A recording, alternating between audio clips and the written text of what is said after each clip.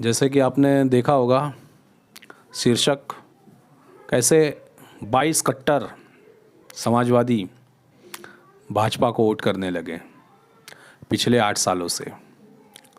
हुआ कुछ यूँ था, गांव का नाम भी बता देते हैं। घटना है कुनुर्सीपुर की। गूगल पे जाइए, कुनुर्सीपुर टाइप कीजिए, जगह मिलेगी। वहाँ पे जाइए, गांव वालों से मिलिए, तकलीफ़ जानिए, और वीडियो सही है कि गलत है आप खुद बताइए, आके रिव्यू कीजिए। इसी के नीचे अपना वीडियो का लिंक डालिए कि बात सही है कि नहीं है। ठीक है, आगे बढ़ते हैं। 22 जो यादव थे, आसपास में 7-8 घर मिला के थे। ठीक है, सब दिन रात बढ़िया चल रही थी। बाजू में ही शरीफ लोगों का भी मोहल्ला था।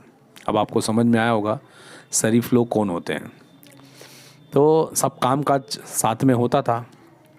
लेकिन हुआ कुछ यूँ कि जैसे ही शरीफों के मोहल्ले की जनसंख्या नियंत्रण से बाहर जाने लगी, तो धीरे धीरे उनका हर चीज़ में अटेंशन भी बढ़ने लगा, रुकावटें भी पैदा करने लगे, हर चीज़ में उंगली करने लगे। आसपास पड़ोस, बाज़ार, खेत खलिहान, हर जगह पे उंगली चालू हो गई मोहल्लों वालों की। अब मोहल्ले वाले सोचे हैं कि भाई अब हम तो हो गए ज़्यादा, अभी तो हमको किसी का डर नहीं। और जहाँ ये ज़्यादा हो जाते हैं वहाँ पे किसी चीज़ को नहीं मानते हैं। आए दिन आप वीडियो देख रहे होगे, कोई पूछ रहा है धर्म मानते हो कि संविधान, बोलते हैं धर्म मानते हैं। तो ठीक है, मानो, आपका पर्सनल चॉइस है। तो जो घटना मैं बताने जा रहा हूँ, जहाँ पे जनसंख्या इनकी जब ज़्यादा होने लगी, तो वहाँ पे 9 दिन का एक पंडाल लगता था, नवरात्रि का, दुर्गा माँ का विसर्जन का। एक 10वें दिन एक प्रोग्राम रखा जाता था, हर साल की बात है। लेकिन जब इन्हें कॉन्फिडेंस हो गया कि नहीं अभी हम लोग हैं जनसंख्या में, तो इन्होंने उसका विरोध किया। बोला कि भाई अभी यहाँ से हम जाने नहीं देंगे। तो जो बेचारे सेक्युलर समाजवादी सो कॉल्ड थे बेचारे, उन्हें झटका लगा, हैं ये कैसे हो सकता है। तो उन्होंने मना कर दिया, ना ना भाई यहाँ से जाना ही नहीं है, क्योंकि यहाँ से जब आप जाओगे तो हमारा वहाँ पे पूजा पद्धति का जो घर है, जहाँ पे हम मत्था टेकते हैं, पूजा करते हैं, वहाँ से आप जाओगे तो उनको तकलीफ़ होगी मस्जिद के पास से। तो जब उन्होंने ऐसा बोला तो बोले ये भी जिदिया गए। क्यों? क्योंकि ये भी बोलते थे भाई हमें आहिर कभी झुकता नहीं। और सही भी बात है कि अहिर को एक ही आदमी झुका सकता है। आप जब अहिर को पटक के मारोगे ना, तभी वो झुकेगा, नहीं तो वो जब तक जान रहेगी तब तक वो अपने बल का प्रयोग करता है। अब हो गई हाथापाई। अब 22 लोगों में मुश्किल से 8-10 छोकरे जवान थे, और बाकी सब बूढ़े बच्चे यही लोग थे। लेकिन सामने तो भाई 50-100 लोग थे। अभी मरता क्या नहीं करता, जान बचा के भागे। मूर्तियाँ उर्तियाँ टूट गईं, पुलिस आई, कंप्लेन हुआ, केस हुआ, सब कुछ हुआ। पुलिस ने समझाया बुझाया, मूर्तियों को समेटे, दूसरे रास्ते से गए, विसर्जन करके आए। तो ये तो हो गया पहला दृश्य। दूसरा दृश्य ऐसा होता है, कुछ दिन के बाद उनका भी समय आता है और जुलूस का टाइम था, उनको भी जाना था वही रास्ते से। तो कुछ हिम्मती सेक्युलर समाजवादी जब सोचे कि यार उन्होंने जो ऐसा हमको दिया वैसा हम भी उनको देते हैं, तो उन्होंने क्या किया, वो जुलूस को रोक दिया। और जैसे ही रोका, 5 मिनट नहीं हुआ, तलवार उलवार लेके सब पहुंच गए। कौन? शरीफ समुदाय वाले। और ये लोग तो डंडा वंडा लेके थे। अब कहाँ 100-150 तलवार। तो जैसा कि जुलूस को रोका गया, वो लोग तुरंत हमला कर दिए, शांतिप्रिय समुदाय के लोगों ने यादवों पे। अब यादव जान बचा के भागे थे, वो कम बेचारे जान बचा के भागे। और भागने के बाद अपने घरों में घुसे, कुछ लोग नदी की तरफ भागे, कुछ लोग कहाँ भागे। और जो तलवार लिए थे वो सब लग गया, मतलब जो लेडीज़ गई बीच में बचाने के लिए, उन्हें भी थोड़ा मोड़ा खरोच विरोच आई। मतलब जो सेकुलरिज्म था समाजवादी पार्टी के कद्दावर लोगों में, वो एक ही शॉट में निकल गया। एक ही शॉट लगा, परफेक्ट लगा, समझ आ गया।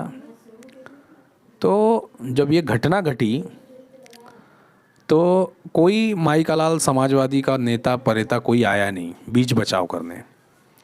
ये घटने को होके आधा घंटा हो गया था, कोई हॉस्पिटल में था, कोई भाग गया था, कोई छुप गया था। ऐसी सब घटनाएं हो रही थी दोनों पक्ष विपक्ष की तरफ से। लेकिन वहाँ पे कोई भी बंदा समाजवादी का न बचाने आया, न उसके बाद कोई नेता आया समझाने के लिए कि आप दोनों हमारे वोटर हो, काहे के लिए लड़ रहे हो। क्यों? कि अगर समाजवादी का नेता आता था तो फिर कहीं न कहीं ये होता था कि उनके वोट बैंक नाराज़ हो जाते थे। और ये तो सिर्फ 22 थे। अब 22 के लिए 150-200 लोगों को कौन दुश्मन बनाए। अब ये सोच थी किसकी? नेताओं की। तो उसके बाद बात धीरे धीरे पता चली तो बजरंग दल वालों को पता चली, हिंदू युवा वाहिनी वालों को पता चली। अब वो लोगों ने पूरा गांव का घेराव किया। जब गांव का घेराव किया, गांव का घेराव करने के बाद माफ़ी ओफ़ी मंगवाई गई, थूकम चाटी करवाई गई, सॉरी बुलवाया गया, 2-4-10 दिन जेल में भी कुटवाया गया, तब जाके ये लफड़ा सॉल्व हुआ।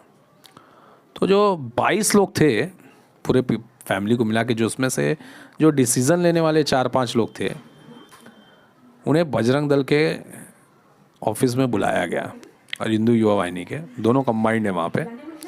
तो ऑफिस में बुलाया गया, ऑफिस में बुला के पूछा गया, आज हम नहीं रहते क्या हालत होती है? तो आप लोग जिसका सपोर्ट कर रहे हो ना, वो कोई काम का नहीं है, किसी जगह काम का नहीं है।